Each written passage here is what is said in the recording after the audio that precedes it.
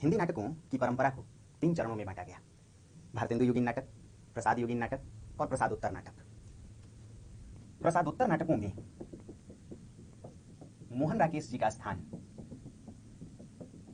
आधुनिक नाटककारों के रूप में रहा है। प्रसादोत्तर नाटकों की परंपरा को भी कई चरणों में बांटा गया, जैसे बौद्धिकतामूलक, समस्यामूलक नाटक, स्वातंत्र्योत्तर नाटक, आधुनिक भावबोध के नाटक, असंगत नाटक, समकालीन नाटक। तो मोहन राकेश जी प्रसादोत्तर नाटकों में स्वातंत्र्योत्तर नाटककार के रूप में जाने गए, यानी स्वतंत्रता के पश्चात के हिंदी नाटककार। इसका अर्थ है कि 1947 में हम स्वतंत्र हुए। 1947 के बाद जो हिंदी नाटक लिखे गए उन्हें ही स्वातंत्र्योत्तर नाटककारों या स्वातंत्र्योत्तर नाटक और उन नाटककारों को स्वातंत्र्योत्तर नाटककार कहा गया। इस धारा में मोहन राकेश जी के अलावा धर्मवीर भारती, जगदीश चंद्र माथुर, नाम सुना है आपने, जगदीश चंद्र माथुर, और हबीब तनवीर को रखा जाता है। दोस्तों, स्वातंत्र्योत्तर नाटकों की अपनी कुछ विशेषताएं रही हैं। भारत स्वतंत्र तो हुआ, किंतु इस समय आधारभूत सुविधाओं और संरचनात्मक सुविधाओं की समस्याओं से भारत ग्रसित था। पुनर्वास की समस्या व्याप्त थी।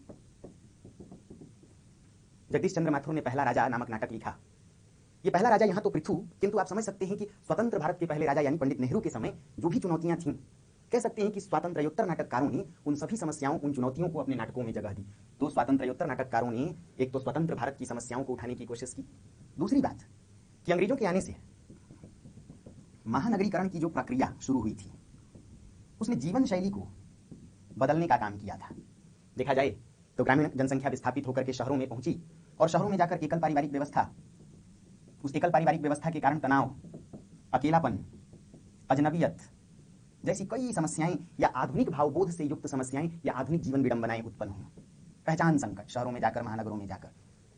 तो स्वातंत्र्योत्तर नाटककारों ने प्रसादोत्तर नाटकों में, प्रसाद जी के बाद के लिखे गए नाटकों में स्वातंत्र्योत्तर नाटकों की भी चर्चा की जाती है। इसी धारा में मोहन राकेश जी भी थे। इन नाटककारों ने एक तो उस समय के समाज में व्याप्त समस्याओं को उठाने की कोशिश की, किस प्रकार भारतीय समाज और संरचनात्मक समस्याओं से जूझ रहा था, कमियां थीं।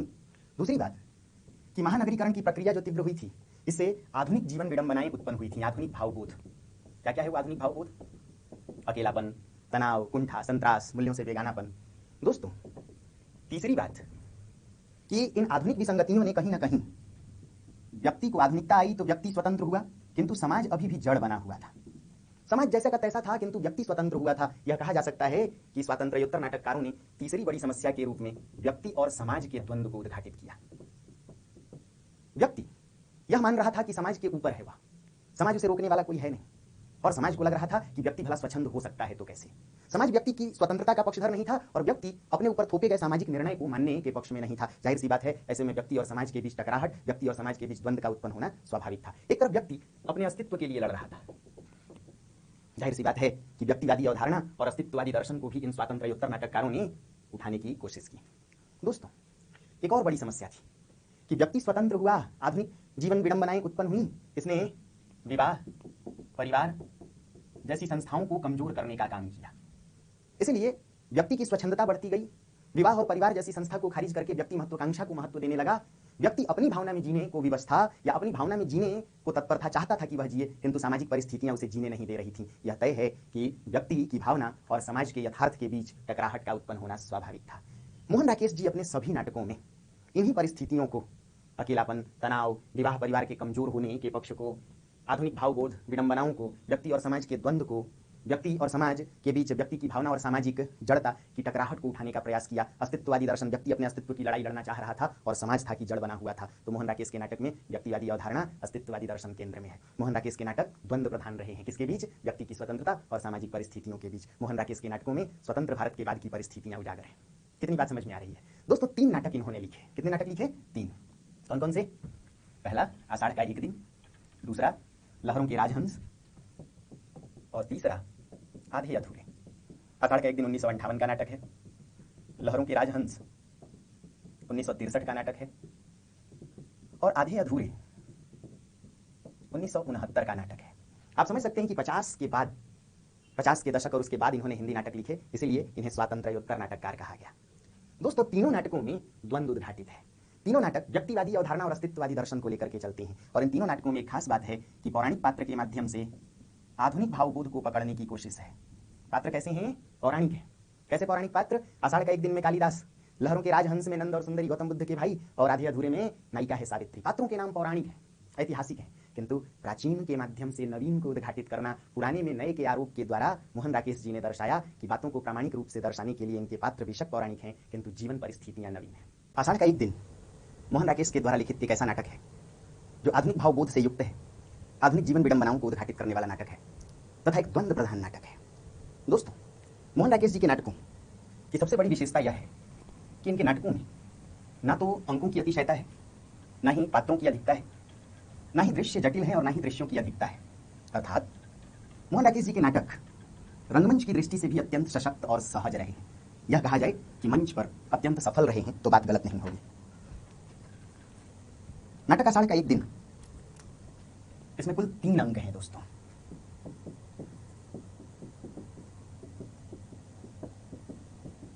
इस नाटक में कुल 3 अंक हैं और उसमें भी तारीफ या सबसे बड़ी विशेषता की बात यह कि तीनों अंकों में एक ही दृश्य है, और वह है मल्लिका का प्रकोष्ठ, या आप उसे ड्राइंग रूम कह सकते हैं या आंगन भी कह सकते हैं। नाटककार ने बड़ी ही कुशलता के साथ एक ही दृश्य में वस्तु विन्यास में परिवर्तन के द्वारा, यानी वस्तुओं में हेर फेर दर्शाकर, उनकी दशा प्रकृति में परिवर्तन को दर्शाकर मल्लिका के सामाजिक आर्थिक जीवन के परिवर्तन को दर्शाने की कोशिश की है। जैसे पहले अंक में यदि देखें तो 4 कुंभ हैं, खड़े हैं और चारों ढके हुए हैं, यानी अनाज से भरे हुए। दूसरे अंक में 2 ही कुंभ हैं और तीसरे अंक में मात्र एक ही कुंभ है, वह भी टूटा हुआ, उस पर काई जमी हुई है, खुला है उसका मुख, यानी घर में अनाज का भंडारण नहीं है। आर्थिक विपन्नता को दर्शाने वाली यह स्थिति है। जाहिर सी बात है कि पहले अंक में माता अंबिका जीवित थी, तो अपनी मेहनत से, अपने कर्तव्य के द्वारा, अपनी कर्मशीलता से वह जीवन को सुचारू रूप से चलाने में सक्षम थी, अपनी जीविका और पुत्री की जीविका को भी ढंग से संभालने में सक्षम थी। किंतु तीसरे अंक में माता नहीं रहती, इसलिए मल्लिका का जीवन और बदहाल हो जाता है। पहले अंक में देखें तो दीवार पर रंगाई पुताई है, स्वास्तिक का चिन्ह बना हुआ है जो खुशहाली और शुभता का परिचायक है। दूसरे अंक में रंगाई पुताई जगह जगह से झड़ गई है, स्वास्तिक का चिन्ह थोड़ा बुझने लगा है। तीसरे अंक में यह चिन्ह पूरी तरह बुझ चुका है। इसका अर्थ घर की खुशहाली, घर से रौनक और घर से शुभता पूरी तरह गायब है। पहले अंक में देखें तो कपड़े धुले हुए हैं और तह लगा करके रखे गए हैं, बर्तन भी धो मांझ करके कोने में अच्छी तरह सजा के रखे गए हैं। परंतु दूसरे तीसरे अंक में कपड़े मैले कुचैले कोने में पड़े हुए हैं, बर्तन भी जगह जगह से टूटे फूटे हैं। इसका अर्थ है कि नाटककार ने तीनों अंक में दृश्य तो एक ही चुना, किंतु एक ही दृश्य में वस्तु विन्यास के परिवर्तन के द्वारा मानो मल्लिका के सामाजिक आर्थिक हैसियत के बदलाव को दर्शा दिया है। यह उनकी रंग दृष्टि की कुशलता है। माना गया कि राकेश जी जितने सशक्त नाटककार थे, उससे कहीं मंझे हुए एक रंगकर्मी थे। उनकी रंग दृष्टि या रंगमंचीयता की दृष्टि अत्यंत सशक्त रही है। दोस्तों, यदि देखा जाए तो आषाढ़ का एक दिन नाटक में पात्रों की संख्या भी अत्यंत संक्षिप्त है। गौर करेंगे तो मुख्य पात्रों में कालिदास जो नायक है, नायिका मल्लिका, कालिदास की प्रेमिका है, मल्लिका की मां अंबिका, प्रियंगु मंजरी जो कालिदास की पत्नी है और राजा की बेटी गुप्त वंश के शासक की पुत्री है, विलोम और मातुल जैसे मुख्य पात्रों की चर्चा की जा सकती है। कुछ पात्र अत्यंत गौण हैं, कहीं कहीं एकाध बार उनके कहीं संवाद मिल गए, जैसे रंगिणी, संगिणी, अनुस्वार, अनुनासिक, निक्षेप। अत्यंत कम पात्रों, कम अंकों और एकमात्र एक दृश्य के माध्यम से नाटककार मोहन राकेश जी ने जीवन विडंबनाओं को या आधुनिक जीवन बोध को, आधुनिक भावबोध को पूरे यथार्थ के साथ उद्घाटित करने की कोशिश की है। यह माना गया कि उनके नाटक के पात्र कालिदास मल्लिका के रूप में बेशक पौराणिक रहे हों, यानी पौराणिक ऐतिहासिक पात्रों के द्वारा आधुनिक जीवन परिस्थितियों का उद्घाटन इनके नाटकों की एक सबसे बड़ी विशेषता है। दोस्तों, आषाढ़ का एक दिन एक द्वंद्व प्रधान नाटक है। देखा जाए तो यह द्वंद्व सभी स्तरों पर बरकरार है। आलोचकों ने माना कि राकेश जी के नाटक व्यक्ति की यातना को दर्शाने वाले नाटक हैं। स्वयं मोहन राकेश जी ने लिखा था कि जो भावना में होगा वह यातना में होगा, और मैं व्यक्ति जीवन की नहीं बल्कि पूरे समाज की यातना की कथा लिखता हूं। तो प्रश्न यह उठता है कि यह किस प्रकार की यातना है और क्यों कोई भावना में होगा तो वह यातना में होगा। दोस्तों, इस नाटक के केंद्र में द्वंद्व है। यह नाटक द्वंद्व प्रधान नाटक है, जिसमें द्वंद्व व्यक्ति की स्वतंत्रता और सामाजिक परिस्थितियों की जड़ता या सामाजिक जड़ताओं के बीच व्याप्त है। एक तरफ व्यक्ति है जो अपने आप को स्वतंत्र मानता है, स्वच्छंद मानता है, उसे लगता है कि वह भावना में जी सकता है, और दूसरी तरफ समाज के बंधन है, समाज की जड़ताएं हैं जो व्यक्ति को स्वतंत्र और स्वच्छंद नहीं होने देना चाहती। नाटक के पहले अंक में आरंभ से ही यह द्वंद्व उद्घाटित है, जहां एक तरफ पुत्री मल्लिका है जो आषाढ़ की पहली ही बारिश में नाटक के शीर्षक पर यदि जाएं तो यह भी अपने आप में अर्थ व्यंजक है। आषाढ़ का एक दिन यानी बारिश के महीने की शुरुआत को दर्शाने वाला आषाढ़, यहाँ वर्षा हृदय के अवसाद को घोलकर आंखों से बरसने वाले आंसुओं का अर्थ देती है कि किस प्रकार मल्लिका का जीवन अंततः अश्रुपूरित ही रह जाता है, अंतहीन आंसुओं में उसका जीवन डूबा रहता है। यह मल्लिका आषाढ़ की पहली बारिश में कालिदास के साथ भीग कर आई है। पहाड़ी प्रांत या पहाड़ी क्षेत्र में रहने वाले ये दोनों एक दूसरे से प्रेम करते हैं। कालिदास एक कवि है, कविता रचना उसकी रुचि ही नहीं, उसके जीवन का एकमात्र आदर्श भी है। तो पहले अंक में मल्लिका आषाढ़ की पहली बारिश में भीगकर ऋतु संहार की पंक्तियों को गुनगुनाती हुई घर लौटती है, और दूसरी तरफ माता अंबिका है जो छाछ से, सूप से धान फटक रही है। जाहिर सी बात है कि बारिश में भीगकर ऋतु संहार की पंक्तियां गुनगुनाना मल्लिका के भावना में डूबे होने का परिचायक है, जबकि माता अंबिका का छाछ से धान फटकना उसकी कर्तव्यपरायणता का या उसके यथार्थवादी होने का परिचायक है। मल्लिका आते ही कहती है, देखो ना माँ, इन वस्त्रों ने कितना पानी पिया है, शीत की चुभन का एहसास मैं अब तक कर रही हूँ। माँ, मैंने भावना में एक भावना का वर्ण किया है, यानी कालिदास से प्रेम किया है। वह संबंध मेरे लिए सभी संबंधों से बड़ा है, जो पवित्र है, कोमल है, अनश्वर है। पुत्री कहती है कि माँ, मैंने भावना में एक भावना का वर्ण किया है और वही भावना पवित्र है, कोमल है। किंतु माता अंबिका पूछती है कि क्या होती हैं ये भावनाएं? क्या इन भावनाओं से स्थूल आवश्यकताओं की पूर्ति हो सकती है? क्या इन भावनाओं से रोटी दाल की समस्या खत्म हो सकती है? क्या ये भावनाएं जीवन की आवश्यकताओं की पूर्ति कर सकती हैं?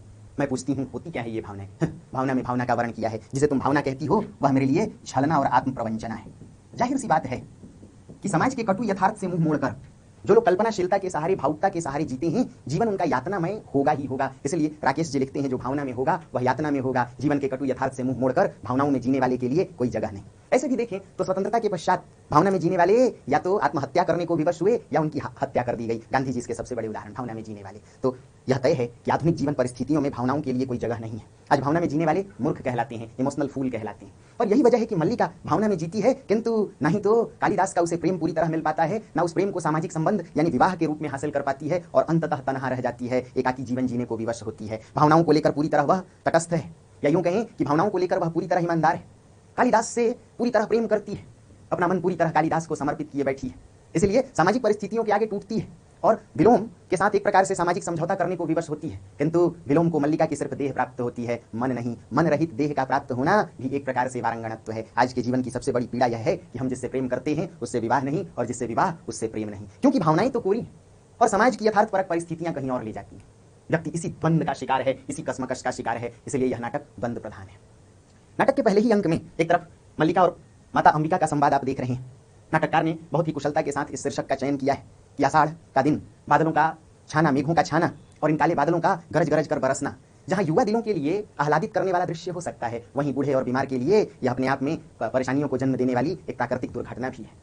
किंतु जिस प्रकार बादल जमते हैं संघनित होकर के और फिर उनसे वर्षा होती है, उसी प्रकार आज का जीवन, हृदय में न जाने कितने बादल जम रहे हैं। अवसाद, डिप्रेशन जमता जा रहा है और आंखें वर्षा के रूप में, वर्षण के रूप में उन दुखों को, उन उद्गारों को व्यक्त कर रही हैं। दोस्तों, नाटक के पहले ही अंक में उज्जैनी की राजसभा की ओर से एक प्रस्ताव आया है कि कालिदास जो रुचि से एक कवि है, उसका कवि मन काव्य के अलावा और किसी विकल्प को नहीं तलाशता। उसकी रचनाएं राजसभा तक पहुंची हैं और इसीलिए उज्जैनी की राजसभा की ओर से उसे राजकवि बनाने का प्रस्ताव आया है। किंतु कालिदास जानता है कि यह राजपद जीवन के लिए सुखद नहीं है, इसमें जनमासूमियत के गला घोंटने की पूरी तरह संभावना रही है। इसलिए वह राज सत्ता से दूर रहना चाहता है। वह कहता भी है कि मैं राजकीय मुद्राओं से कृत होने वाला नहीं हूं, यानी राजकीय मुद्राएं मुझे खरीद नहीं सकती, क्योंकि वह कविता के प्रति, काव्य के प्रति पूरी तरह समर्पित है और कविता का काम है समाज धर्मिता की रक्षा, लोक चेतना की रक्षा करना। किंतु यदि कवि राजपद को प्राप्त कर ले तो वह राजपुरुष होकर के जन आकांक्षाओं की बलि चढ़ा देता है और सिर्फ जीवन धर्मिता के विषय में सोचता है, सिर्फ व्यक्तिगत हितों या स्वार्थों के विषय में सोचता है। किंतु यह कालिदास, जिसका कवि मन कहीं न कहीं अभाव, उपेक्षा और भर्त्सना का भी शिकार है, इसने सामाजिक उपेक्षाओं के दंश को झेला है। यह एक चरवाहा भी है जो मातुल यानी अपने मामा की गायों को चराता है, किंतु इस कार्य में उसका मन नहीं लगता। उसका कवि मन न जाने किसी अथाह लोक में, किसी कल्पना लोक में विचरण करता रहता है और इसीलिए मामा की भी, मातुल की भी वह उपेक्षा झेलता है। मित्र निक्षेप के समझाने पर वह राजपद को स्वीकार कर लेता है, राजकवि के पद को स्वीकार कर लेता है, किंतु उसे लगता है कि मल्लिका के जीवन में क्षति होगी। मल्लिका कहती है कि इस भूमि से तुम्हें जो कुछ अर्जित करना था वो तुमने अर्जित कर लिया। कोई भी भूमि तुम्हें यहाँ से और अधिक उर्वर मिलेगी, और याद रखना, तुम्हारी रचनाओं में प्रेरणा बनकर के मैं हमेशा रहूंगी। तुम रहो ना रहो, मेरे जीवन में प्रेरणा तुम ही रहोगे और तुम्हारी रचनाओं में जो सर्जनाशीलता है उसमें प्रेम ही प्रेरणा बनकर के रहेगा। यानी तुम मेरी परवाह न करो, राजपद को स्वीकार करो। निक्षेप भी कहता है योग्यता 1/4 व्यक्तित्व का निर्माण करती है, शेष पूर्ति प्रतिष्ठा कर देती है। समझा जा सकता है कि जो नाटक का पहला अंग है उसमें मल्लिका और कालिदास के बीच प्रेम का चित्रण है। यह मल्लिका पूरी तरह कालिदास को प्रेम करती है, किंतु अंबिका इस बात को पसंद नहीं करती। कहती भी है मल्लिका, माँ मैं तुम्हारे दुख की बात जानती हूँ, माँ यह भी जानती हूँ कि लोकापवाद यानी समाज में बेइज्जती होती है, किंतु माँ वह संबंध मेरे लिए सभी संबंधों से बड़ा है। इधर अंबिका है जो एक विधवा है, उसने वैधव्य जीवन की कटुता को झेला है, सामाजिक परिस्थितियों और सामाजिक परिस्थितियों की त्रासदी को वह समझती है, इसलिए वह भावना से कट करके कर्तव्य को, यथार्थ बोध को महत्व देती है। वह चाहती है कि मल्लिका का विवाह हो जाए, कालिदास से हो तो और उत्तम, नहीं तो कहीं और हो जाए, क्योंकि पुत्री का एकाकी जीवन लोकापवाद या जग हंसाई का कारण है। इसलिए वह कहती है कि मैं उस व्यक्ति को यानी कालिदास को अच्छी तरह से जानती हूँ, संसार में उसे अपने सिवा किसी और से मोह नहीं है। तुम तो उसके लिए सिर्फ एक उपादान हो, एक वस्तु, जिसके माध्यम से वह स्वयं पर गर्व कर सकता है, स्वयं से प्रेम कर सकता है। दोस्तों, आज का जो प्रेम है वो कुछ इसी प्रकार का है। आज का युवा वर्ग, उसके जीवन में एक प्रेमिका है तो वह प्रेमिका प्रेम की वस्तु नहीं है, वह एक सोशल स्टेटस, एक उपादान है, जिसके माध्यम से आज का युवा अपने पुरुष होने पर गर्व कर सकता है, अपने दोस्तों के बीच शेखी बघार सकता है। बिल्कुल यही भाव है जहां अंबिका कहती है मैं उस व्यक्ति को अच्छी तरह से जानती हूं, उसे संसार में अपने सिवा किसी और से मोह नहीं है। तुम तो उसके लिए एक वस्तु हो। नाटक का पहला अंक इसी बिंदु पर खत्म होता है कि कालिदास उज्जैनी की राजसभा में राजकवि का पद स्वीकार कर लेता है। पहले अंक में भी आषाढ़ की बारिश बूंदें गिरती हैं, बरसती हैं, और पहला अंक जब खत्म होता है तो वहां भी बादल गरज रहे हैं और बारिश बूंदें बरस रही हैं। नाटककार ने रंग दृष्टि का, ध्वनि संकेतों का अत्यंत कुशल प्रयोग किया है। मानो बादलों का गरजना या बादलों का छाना अवसाद का परिचायक है, बारिश बूंदों का बरसना जीवन के अंतहीन आंसुओं का परिचायक है, बादलों का छाना कहीं ना कहीं पलायनवादी मन का भी परिचायक है। दोस्तों, इस नाटक का नायक कालिदास पूरी तरह आत्मकेंद्रित है, एक पलायनवादी चरित्र है, या यूं कहें कि सामाजिक दायित्वों से कटा हुआ, दायित्व शून्य, आत्ममोहाविष्ट, अपने में सिमटा हुआ, सेल्फ सेंटर्ड, महत्वाकांक्षी चरित्र है, भगेड़ू चरित्र है। स्वयं नाटककार मोहन राकेश जी ने लिखा कि कालिदास यानी इतिहास जयी कालिदास के नाटकों को पढ़ने से मेरे मन में जो कालिदास की एक छवि उत्पन्न हुई, उसी छवि को मैं इस नाटक में इस कालिदास पर आरोपित करने की कोशिश किया हूं। अर्थात इस नाटक का जो नायक कालिदास है, ये वो कालिदास नहीं है जो युग प्रसिद्ध कालजयी रचनाकार कालिदास थे, बल्कि यह कालिदास तो आज हम सब में व्याप्त है, आज की पीढ़ी में यह व्याप्त है। आज का जैसा नवयुवक होता है, पलायनवादी, दायित्वों से भागने वाला, दायित्वों का निर्वाह न करने वाला, सामाजिक परिस्थितियों को बोझ मानने वाला, सिर्फ अपने में सिमटा हुआ, ये कालिदास बिल्कुल वैसा ही चरित्र है। यह किसी दायित्व का निर्वाह नहीं करता, मल्लिका से प्रेम तो करता है, किंतु उस प्रेम को सामाजिक संबंध से जोड़ नहीं पाता, अर्थात विवाह नहीं करता। बिल्कुल आज का युवक ऐसा, वह प्रेम तो करता है किसी से, किंतु कलेक्टर बनते ही विवाह करता है तो किसी सचिव या किसी मंत्री की बेटी से, क्योंकि उसे लगता है यदि प्रेम को विवाह से जोड़ दिया तो महत्वाकांक्षाएं अधूरी रह जाएंगी, और यह भी जानता है कि जिससे विवाह करेगा उससे प्रेम नहीं कर पाएगा। यानी आज का युवक अधूरेपन का शिकार है। यह आज की जीवन विडंबना का एक अभिन्न अंग है, जिससे प्रेम उससे विवाह नहीं, जिससे विवाह उससे प्रेम नहीं। इस नाटक का नायक कालिदास भी राजा की पुत्री यानी गुप्त वंश के शासक की पुत्री, या यूं कहें कि गुप्त राज की दुहिता बेटी प्रियंगु मंजरी से विवाह तो करता है, किंतु प्रियंगु मंजरी से प्रेम नहीं कर पाता। देखा जाए तो इस नाटक में सिर्फ एक मल्लिका की त्रासदी नहीं है। कुछ आलोचकों ने लिखा यह नाटक मल्लिका की त्रासदी या नारी त्रासदी का नाटक है। सच तो यह है कि यह नाटक सभी स्तरों पर त्रासदी का नाटक है, यह जीवन की ही त्रासदी का नाटक है। क्या नारी, क्या पुरुष, सभी आज की जीवन परिस्थितियों में, आज की जीवन विडंबनाओं में कहीं ना कहीं झेल रहे हैं। अंबिका की पीड़ा यह है कि वह अपनी पुत्री मल्लिका तक अपने भावों को संप्रेषित नहीं कर पाती। मल्लिका की पीड़ा यह है कि वह अपनी मां को अपनी भावनाएं नहीं समझा पाती। कालिदास की पीड़ा यह है कि एक तरफ वह प्रेम भी करना चाहता है और दूसरी तरफ राजकवि के पद का निर्वाह भी करना चाहता है, जो संभव नहीं है। भावना और राजसत्ता, दो में किसी एक का ही चयन करना पड़ेगा, क्योंकि आज के राज्याधिकारी, आज के ब्यूरोक्रेट भावनाओं को मार करके ही नौकरशाह बनते हैं। जन आकांक्षाओं को मारकर, जन संवेदनाओं से रहित होकर आज के राज्याधिकारी, आज के ब्यूरोक्रेट देखे जा सकते हैं। तो कालिदास की भी पीड़ा यह है कि वह भी द्वंद्वग्रस्त है, एक पलायनवादी चरित्र है। ना तो वह राजसत्ता, राज्याधिकारी के कर्तव्यों का पूरी तरह निर्वाह कर पाता है, ना ही एक प्रेमी के रूप में एक निष्ठ बना रहता है, और ना ही एक पति के रूप में प्रियंगु मंजरी के साथ न्याय कर पाता है। वह अंततः राजसत्ता को भी छोड़कर भागता है और पहुंचता है मल्लिका के पास तीसरे अंक में, किंतु उस मल्लिका को भी छोड़कर भाग जाता है जैसे उसे पता चलता है कि मल्लिका ने देह की पवित्रता खो दी है। मल्लिका अब एक बच्ची की मां बन चुकी है। वह सोच करके आया था कि मल्लिका अब भी तन और मन से मेरी है, अब वह जान पाया कि मल्लिका का मन तो मेरा है किंतु तन किसी और का हो गया है। अब ऐसे में कालिदास तन रहित मन लेकर क्या करेगा? आज की यह भी सबसे बड़ी पीड़ा है। हम दूसरे से तो उम्मीद करते हैं कि वह तन और मन दोनों की पवित्रता लेकर प्रस्तुत हो, किंतु स्वयं शायद कोरे नहीं रह जाते, स्वयं कहीं ना कहीं किसी न किसी अनैतिक संबंध के शिकार होते हैं, लिप्त रहते हैं, फिर भी उम्मीद करते हैं कि हमारा प्रेम हमें संपूर्ण रूप में मिले। मोहन राकेश अपना तीसरा नाटक लिखते हैं आधे अधूरे। यदि उसके थीम को पकड़ा जाए तो एक बहुत सीधी सी बात है शेर व शायरी के माध्यम से कि किसी को मुकम्मल जहां नहीं मिलता, किसी को जमी तो किसी को आसमान नहीं मिलता।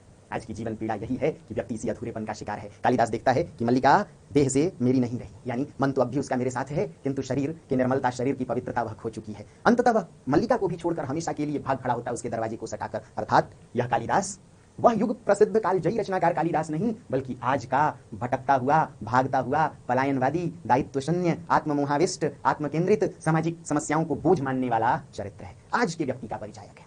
दोस्तों, नाटक के दूसरे अंक में यदि देखा जाए तो घटनाक्रम कुछ इस प्रकार है कि कालिदास कश्मीर का शासक नियुक्त किया गया है और उसका विवाह राजा की पुत्री से हो जाता है, प्रियंगु मंजरी से। ऐसे में उज्जैनी से कश्मीर जाने के क्रम में वह अपने पहाड़ी गांव में, यानी जो ग्राम प्रांत है, जो उसका गांव है, वहां लौट करके आता है बीच में, क्योंकि वह गांव पड़ता है पहाड़ी गांव, और अपनी पत्नी को भी साथ लेकर के आता है, किंतु कालिदास मल्लिका से नहीं मिलता। कालिदास से मिलती है उसकी पत्नी प्रियंगु मंजरी, जो यह जान चुकी है कि कालिदास का मन अब भी पूरी तरह मल्लिका के पास है। इसलिए वह चाहती है कि एक तो मल्लिका का विवाह हो जाए और कालिदास उसकी ओर से पूरी तरह आश्वस्त हो जाए, और कालिदास के कारण जो मल्लिका के जीवन में क्षति हुई है उस क्षति की पूर्ति यानी हर्जाना भी दे करके प्रियंगु मंजरी जाना चाहती है। इसलिए वह कहती भी है प्रियंगु मंजरी मल्लिका से कि यदि तुम चाहो तो राज्याधिकारियों में किसी एक से तुम्हारा विवाह करा दूं, और यदि तुम चाहो तो तुम्हारे घर का जीर्णोद्धार, तुम्हारे घर का परिसंस्कार करा दूं। किंतु मल्लिका कहती है मैं अपने आप को इस गौरव की उत्तराधिकारिणी नहीं मानती, मेरा जीवन सामान्य है, इसे सामान्य ही रहने दीजिए। कहीं ना कहीं नाटककार ने भावना, कर्तव्य भावना, यथार्थ के द्वंद्व के साथ साथ राजसत्ता के दर्प और जनमासूमियत के स्वाभाविक भाव के द्वंद्व को भी उद्घाटित करने की कोशिश की है कि एक तरफ राजसत्ता है जो दर्प से चूर है, जिसके टापों के आगे जनमासूमियत दबकर आहें भरने को विवश है। नाटक के पहले अंक में भी आप ध्यान दें तो घोड़ों की टापों की जो आवाजें आती हैं, या राज्याधिकारियों के द्वारा एक हिरण शावक चोटिल होता है, उनके बाण से उसका कलेजा छलनी होता है, मानो कालिदास के कलेजे को किसी ने छलनी कर दिया हो। तो दूसरे अंक में कहीं ना कहीं राजसत्ता और जनसामान्य की भावना का भी द्वंद्व उद्घाटित है। मल्लिका प्रियंगु मंजरी के सभी प्रस्तावों को खारिज कर देती है। दोस्तों, इस दूसरे अंक में नाटककार मोहन राकेश जी ने कहीं ना कहीं हास्य व्यंग की भी सृष्टि की है रंगिणी और संगिणी के संवादों के द्वारा, और कहीं ना कहीं आज के शोधरत विद्यार्थियों की अव्यवहारिकता को भी उद्घाटित करने की कोशिश की है कि किस प्रकार आज का शोधरत विद्यार्थी, आज थीसिस लिखने वाले, पीएचडी करने वाले सिर्फ कट पेस्ट की नीति का अनुसरण करते हैं, सिद्धांतों के पीछे भागते हैं, व्यवहारिक जीवन की उनमें समझ नहीं। रंगिणी और संगिणी कहती हैं कि इस जगह को क्या कहते हैं, मल्लिका कहती है इसे प्रकोष्ठ कहते हैं, और इसे कुंभ कहते हैं। तो फिर अंतर क्या है? यहाँ भी कुंभ को कुंभ कहते हैं और प्रकोष्ठ को प्रकोष्ठ। तो फिर कालिदास इस पृष्ठभूमि से पल बढ़ करके इतने बड़े कवि कैसे बन गए? ये भी सामान्य जगह है। अच्छा ये बताना, उन्होंने लिखा था कि रत्नानि भास्वन्ति महौषधिंश्च, क्या ऐसी औषधियां वाकई हैं जो रत्नों की तरह चमकती हैं? हम कालिदास ने ये जो लिखा था इसका भाव कुछ और है कि वाकई ऐसी कुछ महत्वपूर्ण, ऐसी मूल्यपरक औषधियां हैं जो जीवन के लिए संजीवनी है। मल्लिका उन्हें समझाना चाहती है किंतु चुप हो जाती है। दोनों मल्लिका के घर में घुसकर पूछती है क्या हम अंदर आ सकती हैं?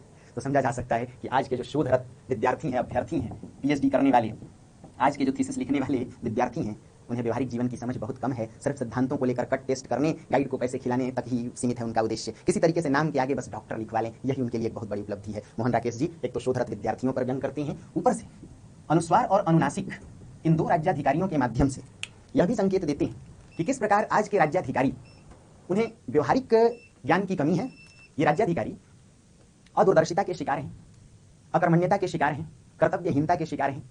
दोनों अनुस्वार और अनुनासिक प्रियंगु मंजरी जब मिलने आना चाहती है मल्लिका से, उससे पहले उसके घर का निरीक्षण करने आए हैं ताकि मोढ़े को, बैठने के लिए सेज को, आसन को ठीक किया जा सके, आलतू फालतू बिखरी हुई वस्तुओं को ठीक किया जा सके, यानी घर का क्रम विन्यास और वस्तु विन्यास करने आए हैं। किंतु दोनों किसी चीज को हाथ नहीं लगाते, सिर्फ ये कहते हैं कि सारा काम हो गया, एक दृष्टि डालना शेष है। आज के राज्याधिकारी भी कुछ करने को तत्पर नहीं है, उन्हें लगता है कि सब कुछ हो चुका है, बस एक निगाह डालनी है।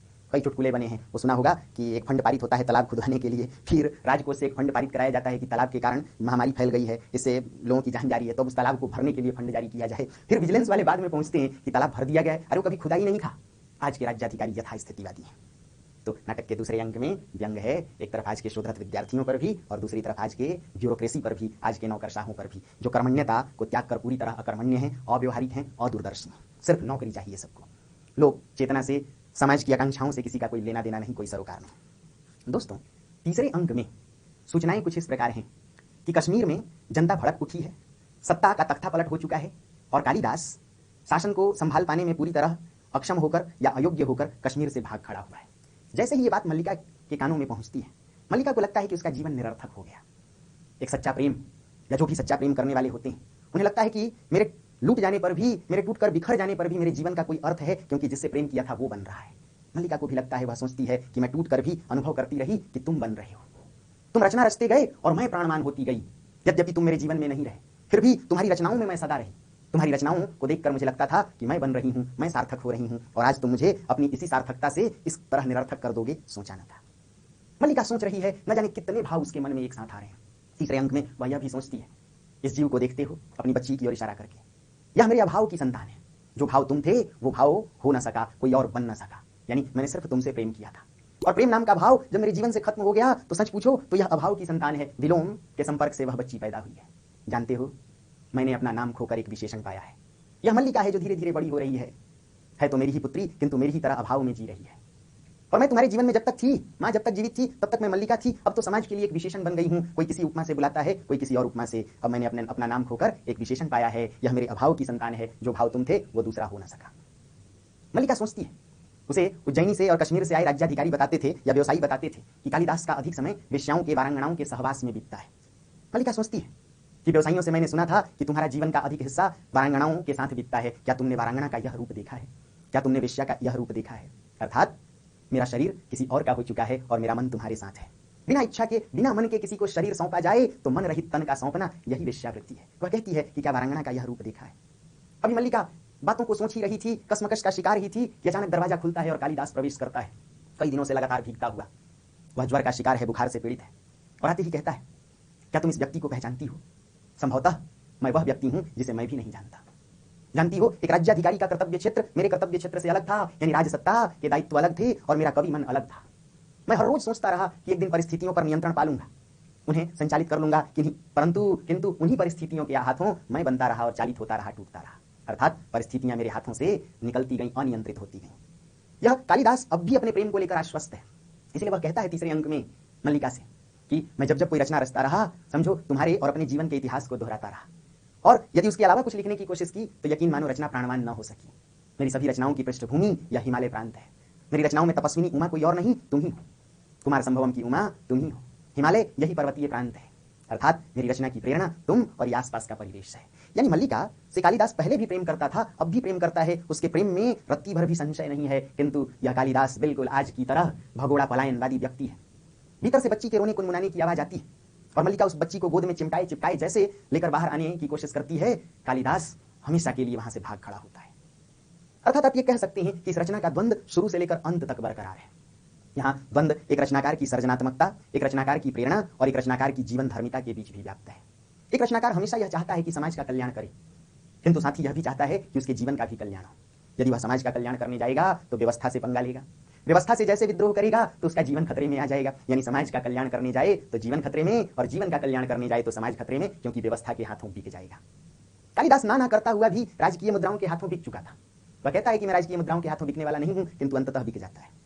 और अब जब मल्लिका को अपनी पूरी तरह प्रेरणा मानकर फिर से लौट कर आता है तो यह देखता है कि मल्लिका अब उसके लायक नहीं रही, क्योंकि मन तो है उसके पास किंतु तन नहीं। भला तन रहित मन इस जीवन या इस प्रेम को लेकर वह क्या करेगा? आज का व्यक्ति किस कदर पशुपेश का शिकार है, किस कदर कसमकश का शिकार है। उसे हर चीज संपूर्णता के साथ चाहिए, परंतु इस पूर्णता की तलाश में ही वह भटकता रहता है। कालिदास की तरह पलायनवादी रहा है आज का व्यक्ति। सभी दायित्वों को अधूरा मानकर भागता रहा है। जीवन में जो कुछ मिला उससे वह अतृप्त है।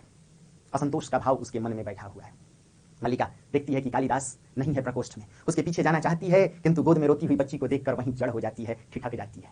जो मल्लिका अब तक कालिदास से प्रेम करती रही और भावनाओं को ही सबसे बड़ा मानती रही, वह कहती है ये भावनाएं मेरे लिए सबसे बड़ी हैं, वह संबंध मेरे लिए सभी संबंधों से बड़ा है, पवित्र है, कोमल है, अनश्वर है। वही मल्लिका भावना को त्याग कर जीवन में पहली बार कर्तव्य और यथार्थ बोध को समझी है।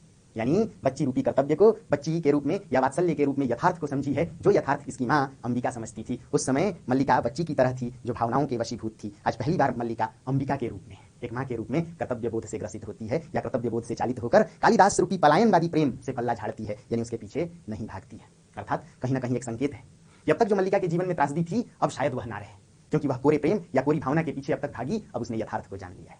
इसी बिंदु पर नाटक खत्म होता है। इसलिए आप कह सकते हैं कि व्यक्तिवादी अवधारणा, अस्तित्ववादी दर्शन से चालित यह नाटक आधुनिक जीवन बोध को दर्शाने वाला एक द्वंद्व प्रधान नाटक है। आज की जीवन परिस्थितियों में भावना और कर्तव्य का द्वंद्व है। जीवन सभी दशाओं में द्वंद्व और यातना का शिकार है। तो कितनी बात समझ में आई दोस्तों? ध्यान से सुनेंगे तो हर